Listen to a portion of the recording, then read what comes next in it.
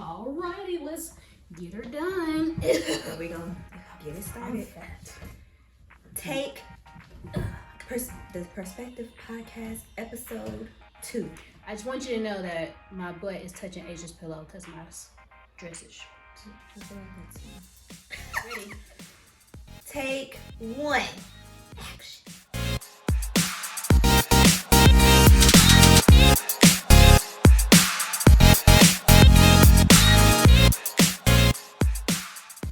Hey y'all, welcome to the Perspectives Podcast with Des and Shay. If you have not tuned in to episode 1, what are you waiting for? We are available on multiple platforms such as Apple and Google Podcasts, Anchor, and Spotify. And if you are not tuned in to our visuals, please go and find us on YouTube as well. And as always, do not forget to like, comment, and subscribe on our YouTube. And then for the podcast, for you who are listening, don't forget to subscribe, rate, and review us. So now that part is out of the way, because that's a mouthful, it really is. We want to continue to reintroduce ourselves. Now, y'all know we got to reintroduce because clearly 2020 and now 2021, they keep trying us, okay? And we find ourselves growing and just evolving every single day. Exactly. So with that being said, today we want to hop into our perspective about life after degrees. I really don't know what it means to hop into a perspective, but yeah, we're going to dive into this perspective of life after degrees because, you know, we got 2 of them and I really don't know what for. So this is something that Des and I rant and rave about all the time. So one of our lovely followers, shout out to Aunt Cook, because I know she probably won't want her shout out, for asking these 2 lovely questions. So the first question is life after receiving a college degree anything like you thought or had plans for it to be? So I will go first. No. It's not anything like I expected it to be. If you listen to our Straight Brown No Chaser episode, we dived into this before. And I just want to reiterate, it's not anything like I imagined. I understand why our parents and grandparents and people before us stressed for us to go to college because they did not get the opportunity. But now, 12 years later, of going to college and experiencing. Oh my God, yes, is it that? 2009 was 12 years ago. How insane. Like, be right back, I'm gonna go scream. Right, like I was like mind blown when I seen somebody post that. Oh my God. 2009 was 12 years ago. So not 12 years ago, entered college, and then what? We graduated. Yeah. So our master's was what? How many after that is? Girl, don't get me over here doing that. I didn't even remember the year I graduated with my master's. I think it was like 2018. 2017, because I graduated 2018 with my master's degree. Tell me something, girl. But I remember. Matriculating through college those 4 years from 2009 to 2013, listen, it's nothing like I thought it would be. The experience, let me tell you, I would not trade it for anything. The experience was awesome. But now as I am older and I'm looking at people, young people, 18, 19, shoot, some 16-year-olds, 17-year-olds who are out there and they have this hustler mindset and they do not need college to make their money. I'm like, where was this when I was this young? No, because like for real. We did not have that. It was stress to us to get this piece of paper and I'm just like, for what? I mean, I always have the conversation with people about how now you don't even really need a college degree to be successful. It's people out here that are on YouTube, on Instagram, selling something, content boutiques, creators and stuff of that nature who are making a killing, and all they did was just hustle. Now, don't get me wrong, they hustle for it, definitely, but they didn't particularly need a college degree to get where they are going, and yet we were preached and told that you need that piece of paper only to go get a job and be stuck in debt. Luckily, I'm not in debt. But you not. but for all the people who are, I think it's insane thinking that you have to, experience debt to get to somewhere, and it's just like you work a job that you really don't even like, and it's just nothing like I imagined at all. I probably can go on and on, but I'm gonna turn it over to this. The question is, was life after receiving a college degree anything like I thought it was gonna be? Hell no.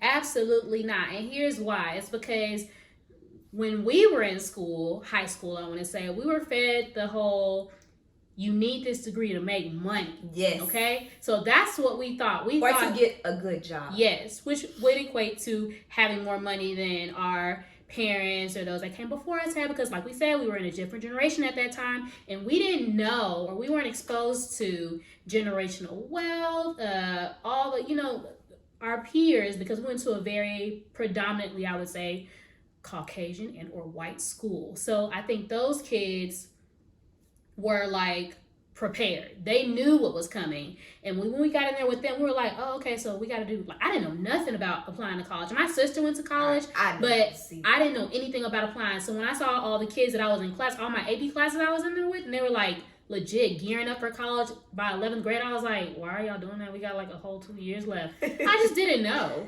And they're like, this is what you need to secure your future. But those kids lived in a whole different environment.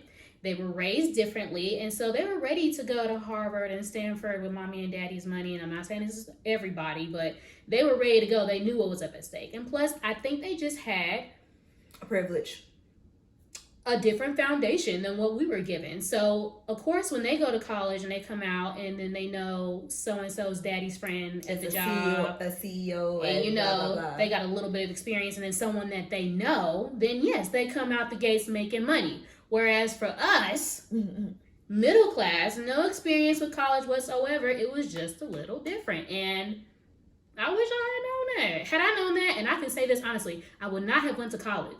College was cool. College was cool, but I could have went to like carpentry school or learned how to like lay tile or build houses. Like, that's the kind of stuff that I love to do. So, and I like YouTube and stuff too, don't get me wrong. But like, when I think of like a lucrative business, like, that's what I look at, and I wish they had showed us that from jump. Like, oh my God. I appreciate it. So, it's no one's fault that we didn't know these things coming out of college, because I'm pretty sure, like, my parents and your parents thought it was going to be a lot easier for us, too. Because you got to understand, no one knew. We were, like, first generation going to college type vibes, so no one truly knew what to expect once we left. They were just fed the information that, hey, send your kids to college so they can get a good job and have some money. And so they fed that into us. So it's no one's fault, but no, it's absolutely not. Absolutely not. And like I said before, I would not have went to college had I known it was going to be like this. Now, I love my life. My life is great. I loved, past tense, I loved my job. But at the same time, I realized that my job does not value me and does not necessarily need me. There are plenty of me's. I'm going to just keep it funky. Like, there are plenty of replicas of me, okay? There are lots of hard workers. There are lots of young, Black, talented women who would excel in the field of education. They're not exactly me, and that's what makes me great. But if they were to replace me, they would easily just pick whichever one they want, and that's fine.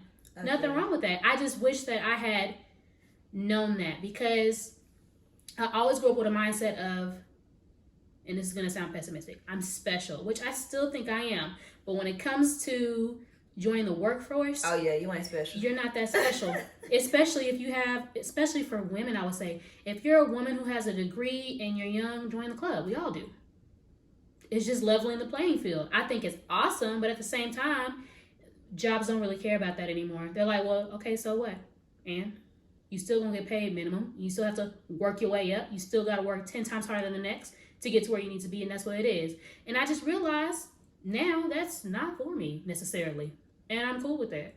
Right. I agree. And I just want to say one more tidbit, and then we can segue into the next question. No, go ahead.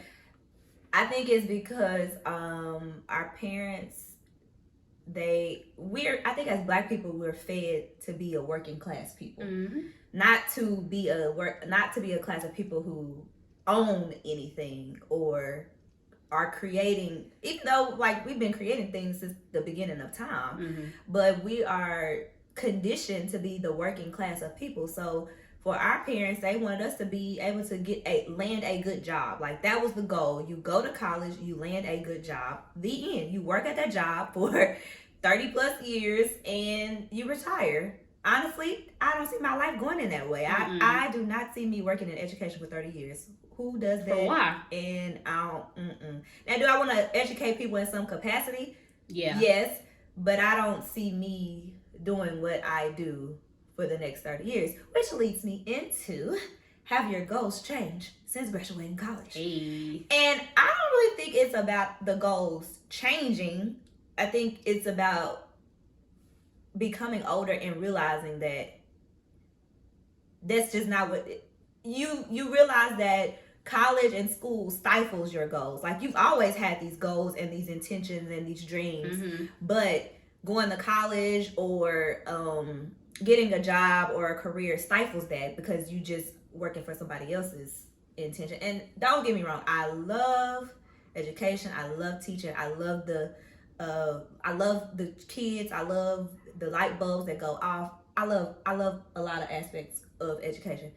On the flip side, there are a lot of things that I do not like, which I will not go into detail about right now, but there are a lot of things, and one of the things is the system of education. Like, that's a whole nother podcast. So the system of it is what makes me be like, I don't know if this is what I'm going to do for the next 30 years, because I don't like the system. And if I think my takeaway now as a young adult who is maturing in this field, who has been working in education, who went through the education system, it's not even just about it's about that I don't want to be a part of a system that is not really helping children. Absolutely. And because that's not why I got into education. I got into education because I wanted to be the change for children.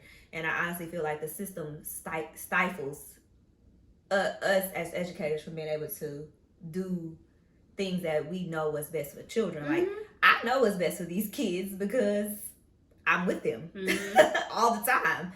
And yeah. No, there's a really good quote that I saw on Facebook, and they said that millennials and micromanagement do not mix. Ooh.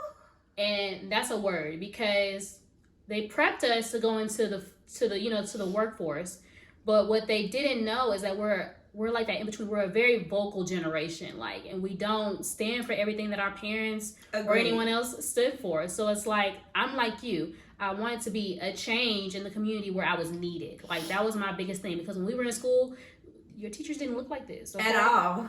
We're a whole different vibe now. You know, the like, other day on Instagram, it said teachers back in the day. It's like that picture. Yeah, like Jay-Z. It's like teachers back then, and it's like teachers now. And it's like, and it's like yes, the girls wearing that. Exactly. This is what teachers look like now. And I love that. And I love that we can, like, bring a whole new vibe to kids, because when we were in school, the teachers, not all, were boring and stuffy, and they just did things by the book, and they got their paycheck. Yeah. And you know why? It's because they didn't get paid a lot, and I get that. So when I met a teacher that's somewhat like we are now, I was like, that's exactly what I want to do when I get older. I want to be that teacher that I fell in love with for other kids. And I am, but I cannot keep doing so at the cost of, like, my sanity. Oof, the sanity. You know what I mean? Like, and I realize now that our parents would give that up, because they're like, we know we got to get this food on the table. It is what it is. And I'm not willing to do that anymore. I'm like, we're going to get food somehow, some way, but it shouldn't cost you your mental health. Amen. Like, at all. So when I get the question, have your goals changed since graduating college? Absolutely. But that's because I've changed since graduating college. And now there are so many different aspects of life, and I've been able to be exposed to so many more things than I was before graduating college, that my mind is just, like, ready to dip and dabble into many things. Like, I'm starting to realize I'm not just a one-woman one-woman show? No, I am a one-woman show, yes, but I'm multi-talented, multifaceted. Just not one thing that you're good at. Yeah, I'm good at a lot of things, and I realized that I want to dip into all of those things. I think that what's perceived before we graduated college is that you get your one career, you do your one thing, and the TV's acting stupid. I'm sorry. Just turn it. I can't. Okay. There you go. Okay, so what's perceived You go to college, you get your degree, your multiple degrees, and you work in that one field. But we don't have to do that anymore, and I love that. I do too. Like, that is the bomb to me. And I love when I see kids in high school who have a YouTube channel, do hair on the side, and then, will write papers for you to make some extra money. Like, I love the hustle. I do too. And I love the hustle when because we did plenty of hustling when we were in college, but we dropped it. Yes. I wouldn't say dropped. We literally put it all on the back burner once we got into our careers. Yes. And it's crazy because me and Shay talk about it all the time. Shay and I talk about it all the time. Grammar. Shay and I talk about it all the time. Like, we're good at several things. And when we do that thing, like when I do things around my house, or if I do a DIY project or anything, I can do it and sit there for hours and not even care. And be happy. And just be so content in my element, in my zone. And then when I'm at work, I'll be sitting there thinking about how I want to be at home in my element, in my zone. But instead, I'm there. Yes. I don't want to be there anymore. Yes. And I don't want to feel that feeling for another 30 plus years. No, not at all. It's not worth it. And now I'm starting to realize the paycheck not even worth it. Like, I don't know. It's decent, but it's not worth it. Right. Because I think people have a misconstrued idea about how much teachers get paid, because I get paid very well. Like, I'm not going to lie and sit here and be like, oh, we're struggling. Now, what my worth is, of course, I think I should be getting paid a lot more. And I would think that... I think what you have to put into teaching to be a good teacher does not equate to the paycheck. We see a lot of people that work in like a 400 Fortune company or whatever they're called, and based on is it Fortune 400 500. Y'all know what that's how you know we don't work for them, because we don't really know the proper name. We'll figure it out. I mean, hey, so when they launch a big project, or they get more clients or whatever, their pay raise goes up, or they get a bonus. And I would love to experience that. I would love to experience me putting in that extra oomph and getting something back. Because in the world of teaching, you're expected to give that extra oomph because they're like, it's for the children. That's fine, but you also need to be worried about your employees. It's not for the children, though, because like I said, the system is not for the children. But that's a whole other podcast. I mean, I just feel like people would be trying to like guilt trip us, like, well, if you're doing this, the reason you did this job is not so you can make money.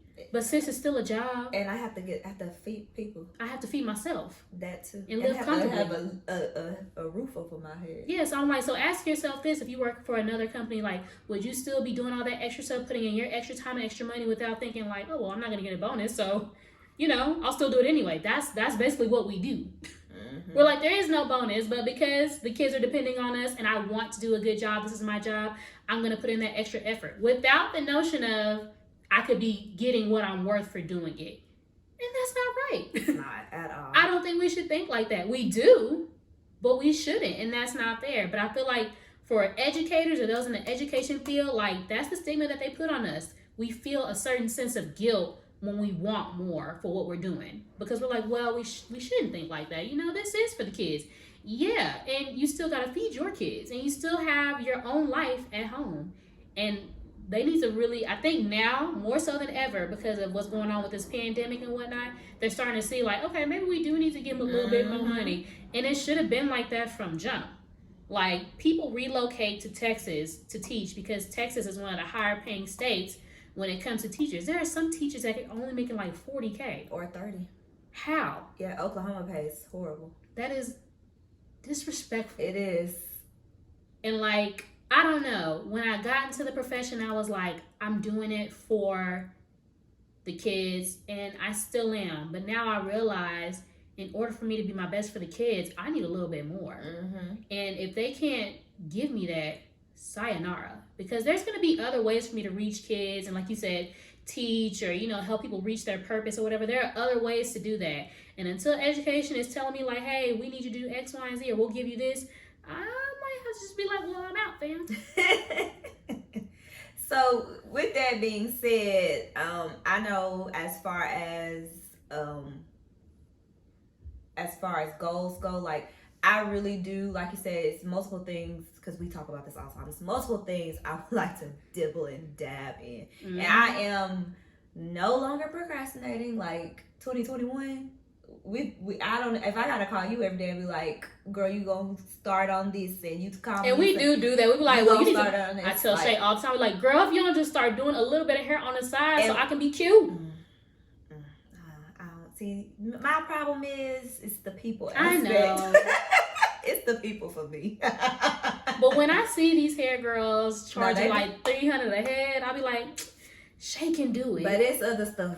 And I'll pay you $100. Look, it's other stuff. Because I need a discount. It ain't that I want to do. So no, I understand. It's other things that I would like to dibble and dabble in. But I'm like, yes, like, we gonna be on each other this year. Like, yes, you're gonna start. I don't care. And we have been. I always put a quote on my calendar for the month, and so for 2 months I've had this quote. I think I posted it on the podcast. Do it scared or something. I can't remember. Do it scared or don't do it at all. Something I post, or maybe I put it on my. Do it in imperfection. We did that. I know we posted that one, but I think this year I put it on my own page. I put do it scared because a lot of times and this brings us to what we initially said, that the only person sleeping on me is me. Yes. Like, and guess what? I'm woke now. I don't want to sleep on me no more. I'm woke now, so I'm not sleeping on me no more. Mm-hmm. So I am that do it scared. Really, like, stop procrastinating. Stop sleeping on yourself. Stop talking yourself out of what could go wrong, what could go. Like, start if we condition our minds to what could go right, we would take way more leaps. So, if you are not doing it scared, do it scared. And stop sleeping on yourself. I do it scared all the time now. Because I really, like, the reason why these young, I don't want to keep saying young kids. They are young, but us now. The reason why 2009 was 12 years ago. I know, girl. Don't keep saying that. I want to scream so hard when I hear them. I'm like, God, what?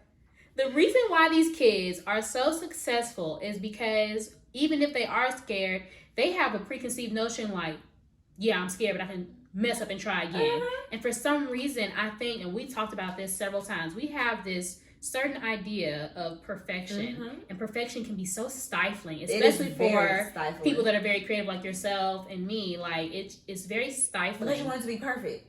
And even when I do the podcast I was gonna say, even when we do this now, like, a while ago, I'm like, I just messed up. And in the past, we would have been like, stop it. Don't do it. We gotta do it perfect. Even when I was doing the YouTube video editing it, do you know how many thumbnails I made? Like, trying to make sure I was like, it's gotta look good, it's gotta look perfect. But it's more so, people aren't going to notice your mistakes, I would say. No. Too. You notice them, but people aren't gonna be like, wow, look at the screen, it's tilted. Like, that's something that would stop us prior, not now, but that's something that would stop us from creating. We'd be like, oh my God, that didn't look right, so we can't put out an episode right now. We're just gonna have to reconvene. Yes. Like today, we don't have some equipment. And we just was like, we had to be quick thinkers. Yes, and get it started. We just gonna roll. But that's what these young kids do. They're like, all right, like, there are a lot of kids I know for a fact, they don't have an iPhone. They got like an iPhone 10, whatever. I got an iPhone 8. And they're out here like making whole movies. I see nothing wrong with and getting awards for it. So I don't know. The younger generation is honestly, they're very what's the word I'm looking for? They're go-getters. They're go-getters, but I kind of I don't want to say I look up to them, but they're inspiring. No, I do look up to them. I watch young kids on YouTube all the time they're inspiring. About stuff, and I'll be like, why I didn't have this knowledge at that right, age? And I wish I had it. And we have it now, and we still, I don't want to say have time, because I don't feel like...